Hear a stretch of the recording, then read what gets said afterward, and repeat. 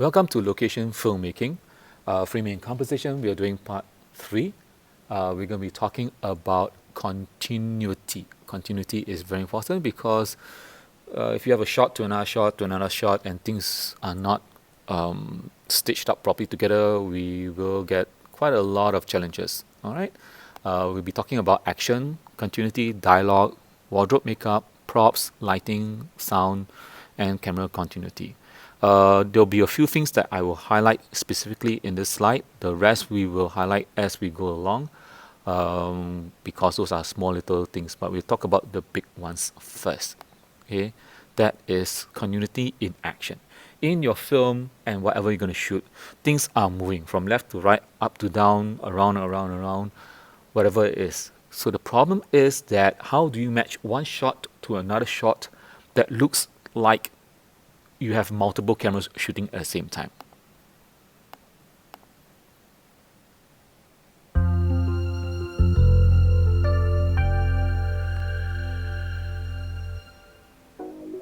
Hi, I'm Tom Skoronsky. You know, cutting video together for action is much different than any other type of genre. Understanding these basic fundamentals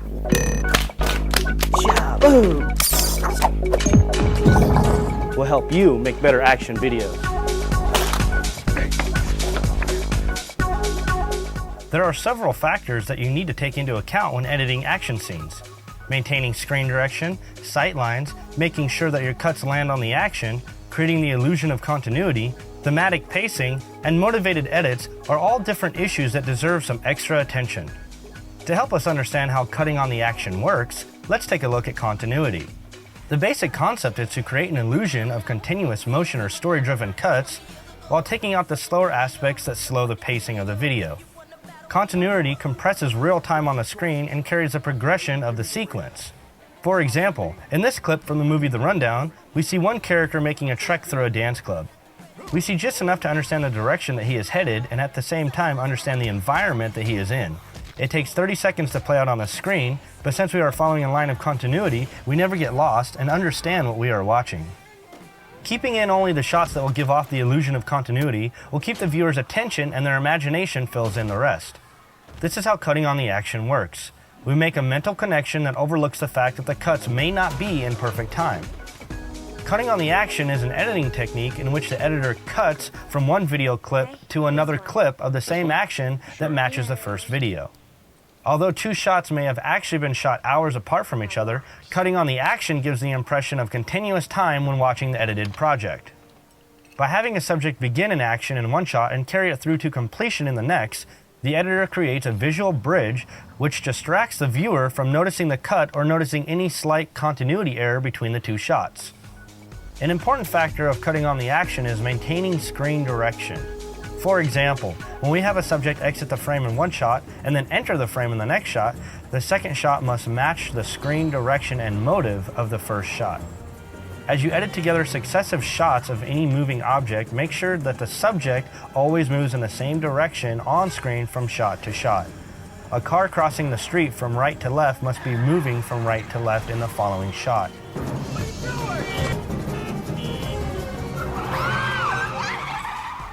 Another form of cutting on the action is when there are multiple stories going on at the same time, in which case the editor cuts back and forth between both scenarios. This is known as parallel editing. This technique is used to create an illusion that multiple events are happening at the same time. The best way to create this illusion is by cutting back and forth between two different actions or storylines. This type of editing can create a higher level of anticipation or anxiety for the viewer since they are interpreting two events happening at the same time. The length of the shots from each storyline determines how interwoven the events appear to the audience. To make the events appear closer in time, simply shorten the shots. A new trend in cutting video called thematic editing is quickly becoming a style in and of its own right within darker and more mysterious action movies. Thematic editing is a rapid, impressionistic sequence or montage of disconnected images to communicate feelings and ideas rather than telling a story. What do you mean? It serves the purpose of conveying an emotion rather than actually document each individual action of that scene.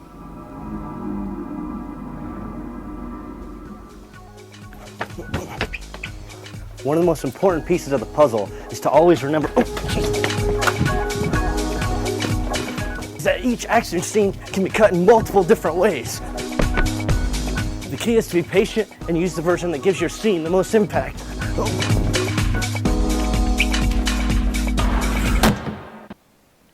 So, you've seen how continuity in action takes place, that you have to cut between one shot to another shot that looks seamless.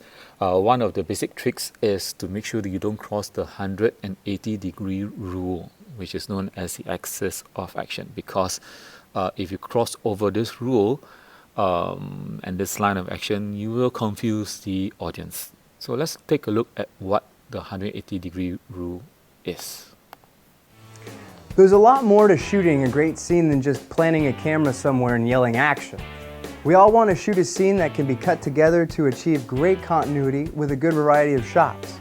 The 180-degree rule is a useful tool to help you achieve this. In this segment, we talk about the basic principles of the rule, establishing action lines, working with shifting action lines, and redefining the action line using neutral shots, camera movement, and cutaways. Knowing how to apply the 180-degree rule and when you might want to break it can take your production skills to the next level.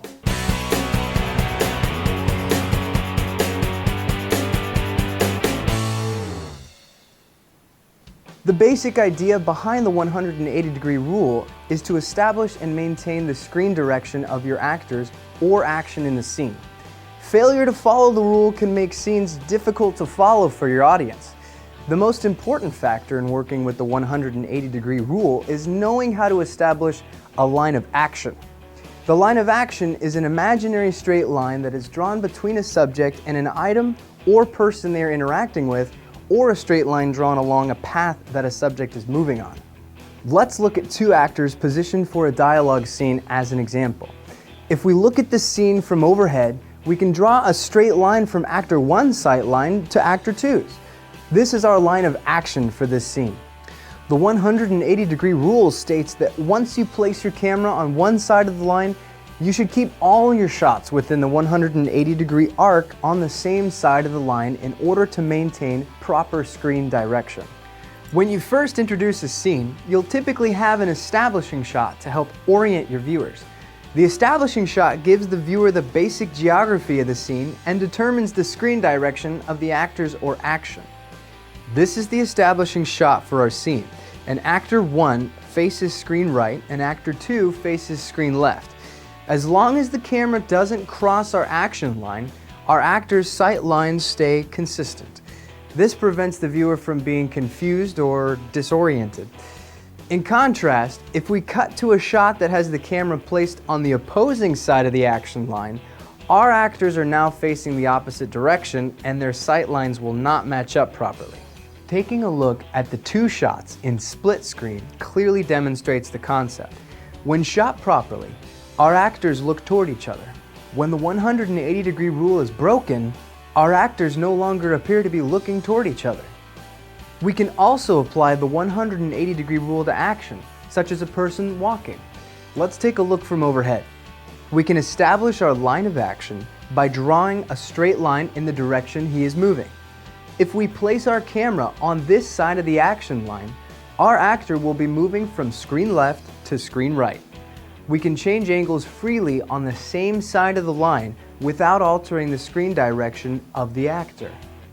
If we were to move our camera across the line and cut to that shot, it will appear to the viewer as if the actor is traveling the opposite direction.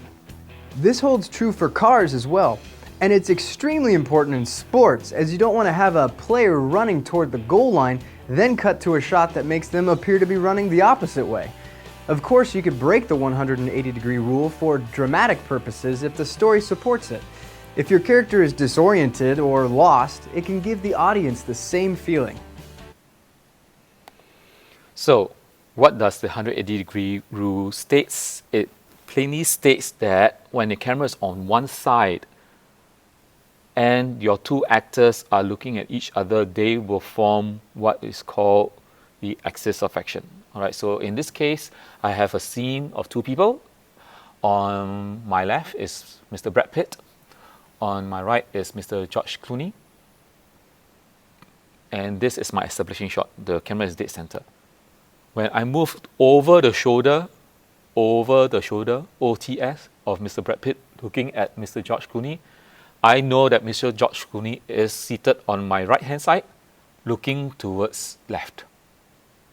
Okay, right towards left.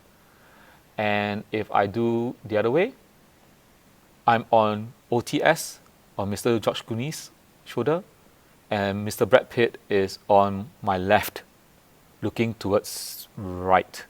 So both of them are looking at opposite sides.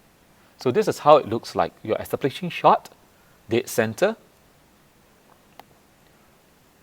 Your OTS of Brad Pitt overlooking George Clooney is behind Brad Pitt's shoulder, and George Clooney is looking there. Okay, this is George Clooney, and George Clooney is looking here towards this side. And if you take the camera on that side, you have George Clooney's shoulder over here, looking over towards Brad Pitt. So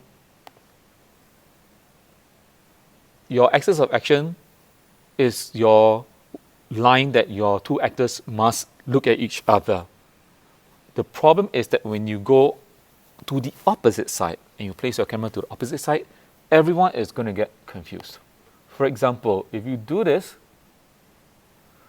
you have a shoulder over Brad Pitt's shoulder, camera over here, and then if instead of going over George Clooney's shoulder as previously before, you cross over this line on his other side, you are going to get Brad Pitt looking at the same shot as George Clooney looking at the same direction. Then the audience is going to be confused why two of them are looking at the same side.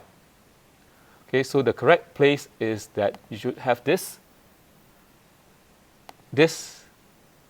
and this, and not this shot, then followed by the two shot that looks at the same direction, because you already crossed over the 180-degree line. Okay, and hence the camera is here at this space, and two cameras should be here, and it should not cross over to that side. If you cross over to that side, you're going to have a lot of problems. The audience are going to be confused. Okay, so with that, we end framing and composition. And I hope that you enjoy this lecture. We will be doing the practical in class very soon.